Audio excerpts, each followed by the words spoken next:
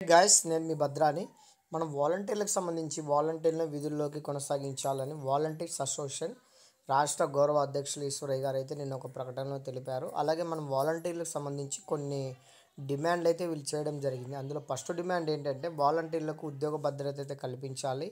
అలాగే వాలంటీర్లు ఇచ్చిన హామీ ప్రకారం వాళ్ళకి 10,000 రూపాయల గౌరవ వేతనం అయితే పెంచాలి. ఇకపోతే రాజకీయ ఒత్తిళ్లతో ఏదైతే రాజీనామా చేసినారో వాళ్ళని తిరిగి మళ్ళీ కొనసాగించాలి.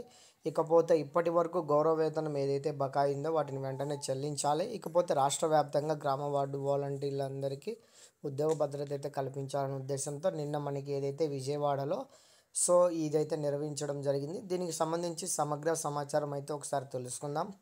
గాయస్ ఇంకా వీడియోని అయితే లైక్ చేయకపోతే లైక్ చేయండి. ప్రతిరోజు డైలీ అప్డేట్స్ పొందాలనుకుంటే ఇప్పుడే మన ఛానల్ని సబ్స్క్రైబ్ అయితే చేసుకోగలరు.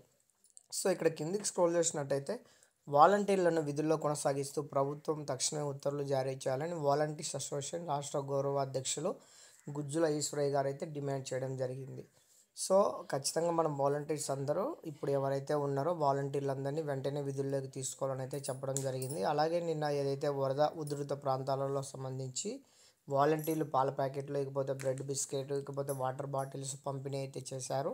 అలాగే దాదాపుగా కృష్ణా గుంటూరు జిల్లాలకు సంబంధించి 300 మంది వాలంటీర్లు డివైడ్ అయ్యి ఏదైతే ఈ సిఎఫ్ఐ సహకారంతో ఒక్కొక్క వీధికి కొంతమంది వాలంటీర్స్గా వెళ్ళి ఇదైతే మనకి పంపిణీ అయితే చేయడం జరిగింది.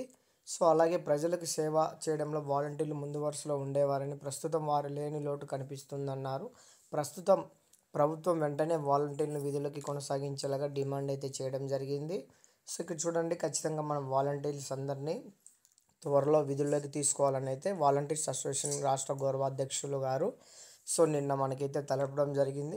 దేవుని దయ వల్ల అందరికీ మంచి జరగాలనే ఉద్దేశంతో ప్రతి ఒక్కరైతే కోరుకుంటున్నారు. నేను కూడా కోరుకుంటున్నాను, మీరు కూడా కోరుకోవాలని మనస్ఫూర్తిగా కోరుకుంటూ ఇంతటితో సెలవు తీసుకుంటున్నాను. జై హింద్.